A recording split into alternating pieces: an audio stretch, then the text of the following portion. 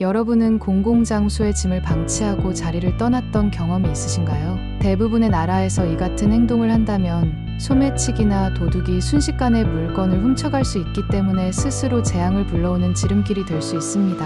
하지만 우리 한국에서만큼은 전혀 그 결과가 다른데요.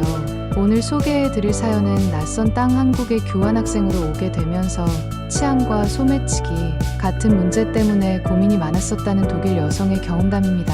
그녀는 한국에 머무르게 되면서 한국 문화의 근간을 이루고 있는 한국인들의 정직함과 신뢰 때문에 충격을 받았다고 하는데요. 공항이나 카페, 택배에 이르기까지 그녀는 한국에서 지낼수록 한국에 대한 경외심과 믿음이 나날이 커졌다고 합니다. 과연 그녀에게는 무슨 일이 있었던 걸까요? 독일 여성의 사연입니다. 안녕하세요. 저는 독일에서 태어나 난생 처음 교환학생으로 한국에서 지내게 된 로리입니다.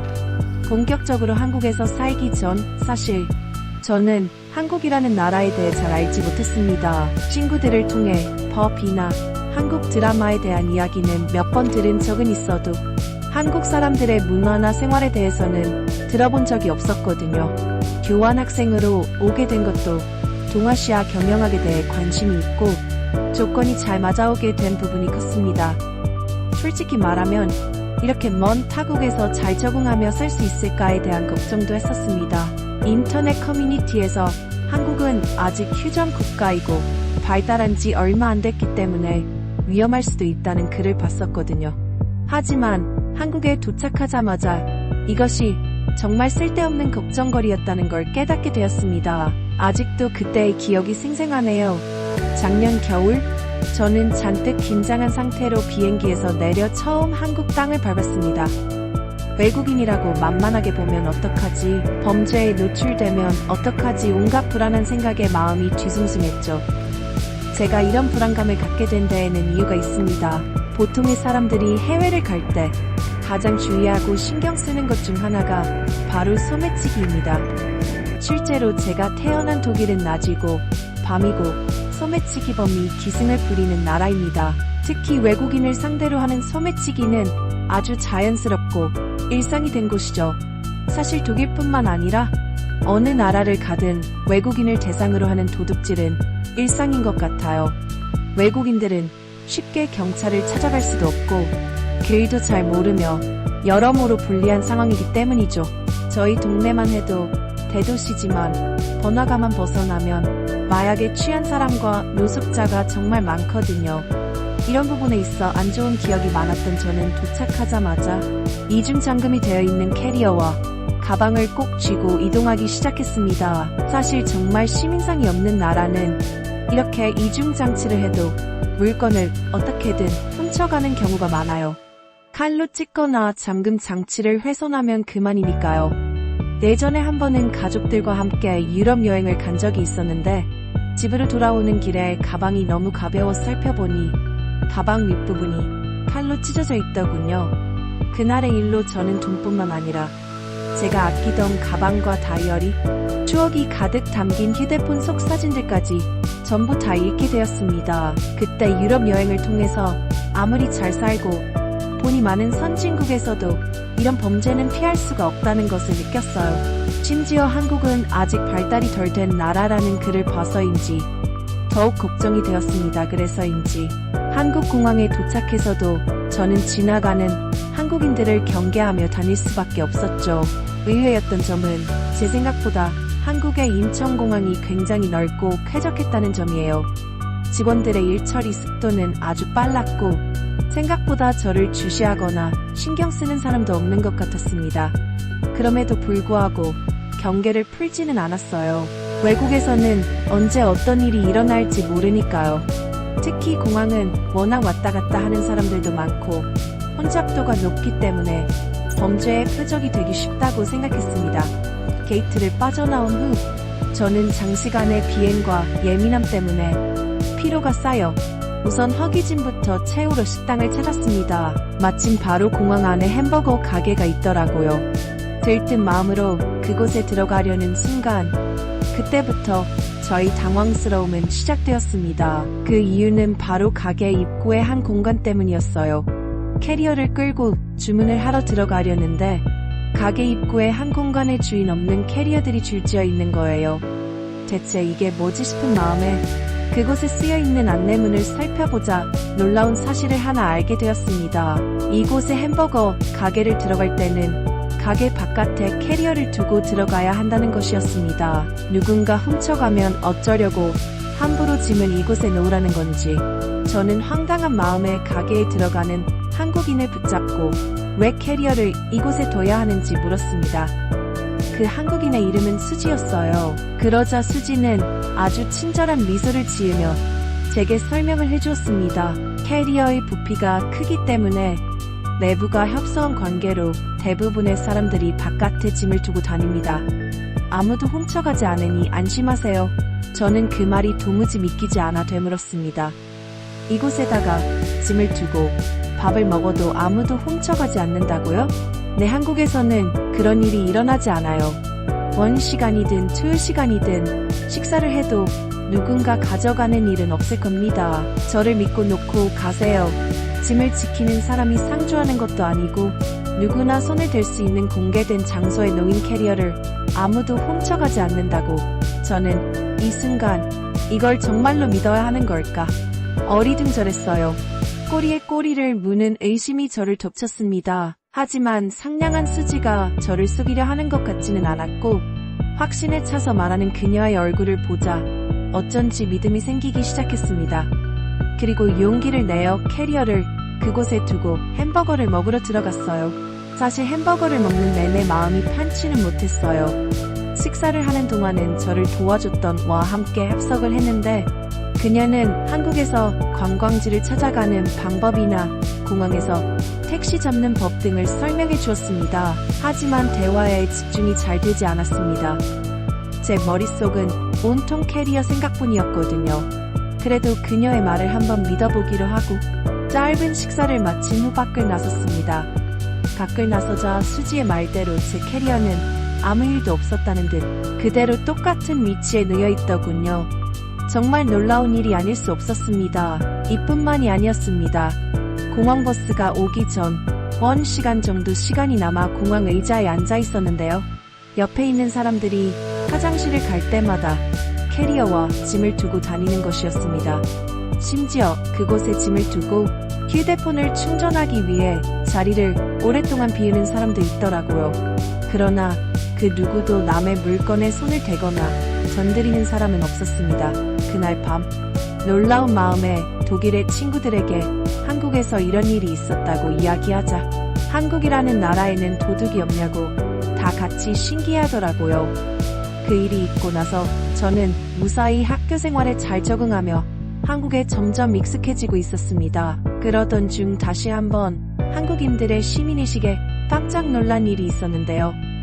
교양 수업의 과제를 위해 저와 같은 독일인 교환학생 친구 1명과 함께 학교 앞 7층 카페에 간 적이 있습니다.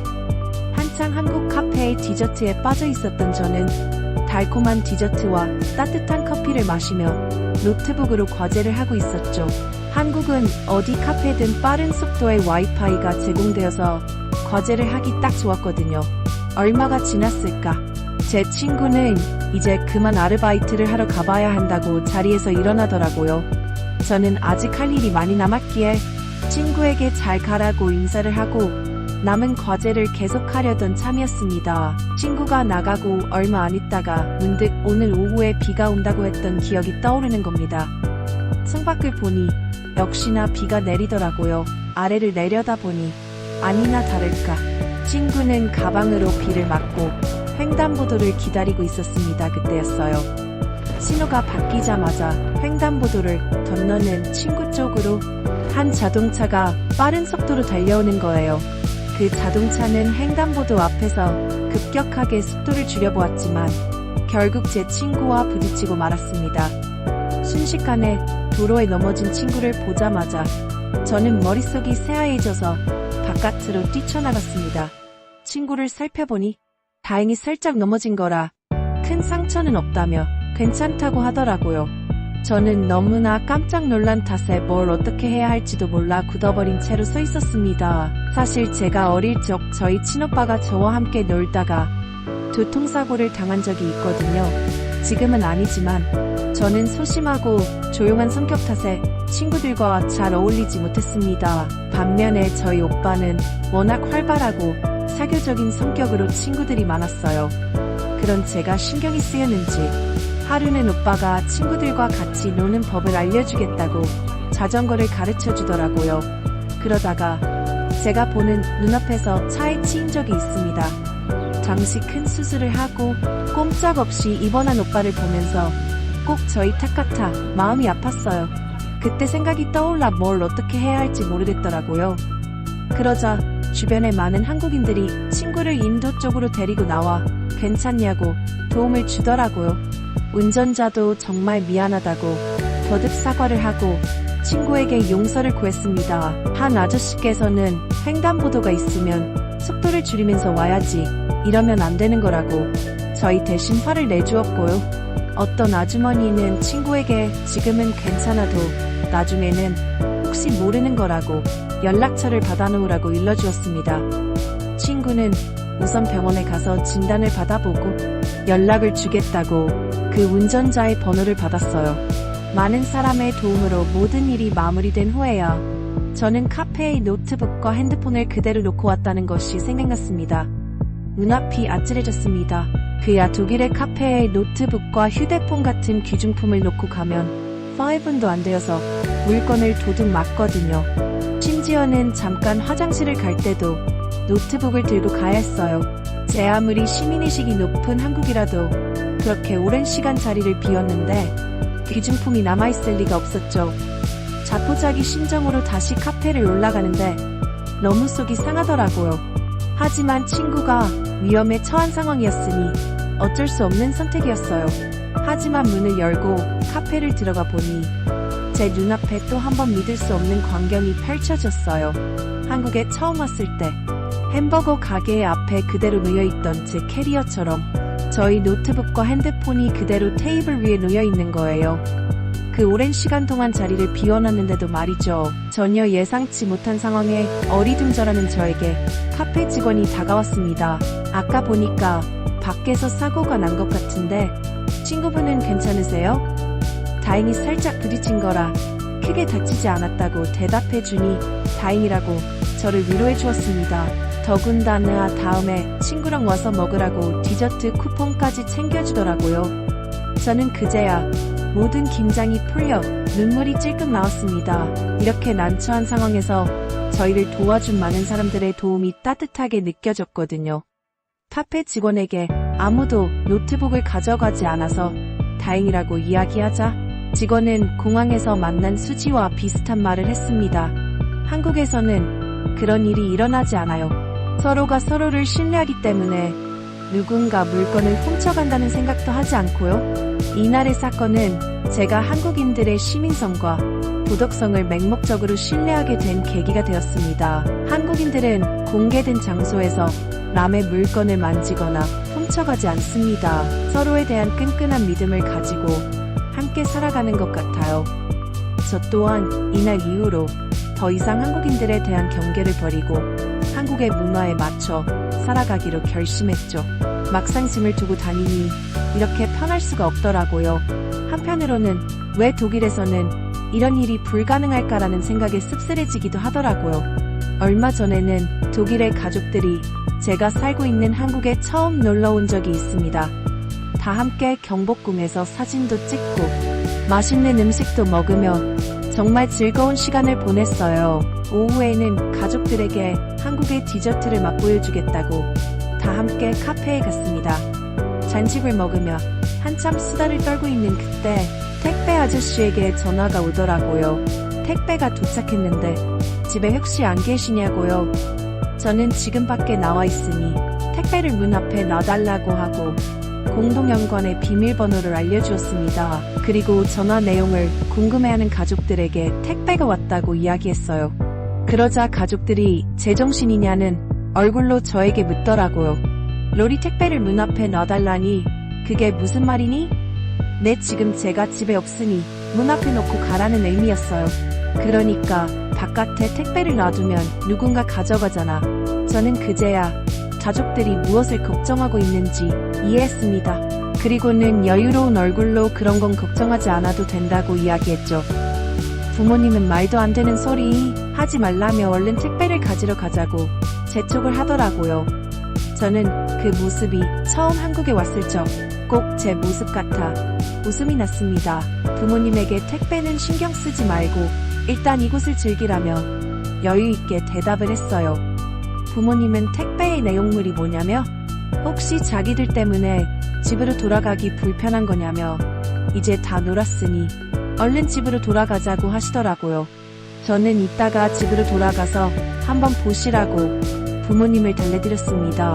하루의 일과를 마치고 저희는 집으로 향했습니다. 늦은 밤에도 길거리에 사람들이 가득한 것을 보며 한국의 밤거리는 참 활발한 것 같다고 신기해 하셨습니다. 저는 공동현관에 도착하고 문 앞에 쌓여있는 많은 택배들을 보여드렸어요.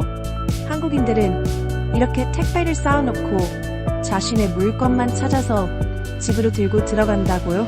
부모님은 도저히 믿을 수 없다는 반응을 보였습니다. 바깥에 택배들이 놓여 있는데 아무도 가져가지 않니? 저는 부모님에게 제가 한국 친구들에게 항상 들었던 말을 똑같이 들려주었습니다. 한국에서는 그런 일이 일어나지 않아요. 지금도 저는 종종 한국의 이런 문화가 신기하게 느껴질 때가 있습니다. 어쩌면 이런 문화에 익숙해져서 나중에 독일로 돌아가서 크게 한번 물건을 도둑 맞을까 겁나기도 하고요. 남의 물건을 탐내지 않고 모르는 사람들끼리도 서로의 도덕의식을 믿는 재미있는 나라? 한국 한 번도 경험해 본 적 없는 외부인에 대한 무한 신뢰를 한국에 살면서 경험해 볼 수 있어서 참 다행인 것 같습니다. 이야기 들어주셔서 감사합니다. 어떻게 보셨나요? 한국에 왔다가 한국 사회에 만연한 높은 수준의 신뢰와 도덕의식에 충격을 받았던 독일 여성의 사연이었습니다. 우리는 로리 씨의 경험을 통해 한국에 존재하는 놀라운 공동체 의식과 신뢰감을 엿볼 수 있습니다. 아무리 낯선 사람이라도 물건을 도난당할 염려 없이 공공장소에 방치할 수 있는 국가가 바로 우리 대한민국인데요. 저는 한국인으로서 이 경험담을 읽으면서 우리나라의 신뢰와 상호 존중 문화가 자랑스러웠습니다. 이 문화는 우리들이 서로를 신뢰하고 협력하여 결국은 더 좋은 사회를 만드는 문화인데요. 하지만 이런 문화가 존재하는 것은 그저 하루아침에 뚝딱하고 만들어진 것이 아닙니다. 신뢰가 중시되는 사회를 만들기 위해 우리들이 열심히 노력했기 때문입니다. 요즘처럼 불신이 만연한 세상에서 이 이야기는 신뢰가 중요하다는 사실을 다시금 일깨워주는데요. 앞으로도 우리 한국만큼은 신뢰가 가득하고 세상의 빛과 같은 존재로 영원히 남아줬으면 좋겠네요. 여러분은 어떻게 보셨나요? 한국에 공부를 하러 왔다가 한국인들의 양심과 도덕의식을 먼저 배우게 된 독일 여성 로리 씨를 위해 응원과 격려의 한마디씩을 남겨주시기 바랍니다. 지금까지 특별한 한국의 이야기를 전해드리는 감동시작이었습니다. 구독과 좋아요를 눌러주시면 영상 제작에 큰 힘이 됩니다. 감동적인 사연을 주변 사람들에게 공유하고 함께 이야기 나눠보세요. 끝까지 시청해주셔서 감사합니다. 더욱더 좋은 영상으로 찾아뵙겠습니다.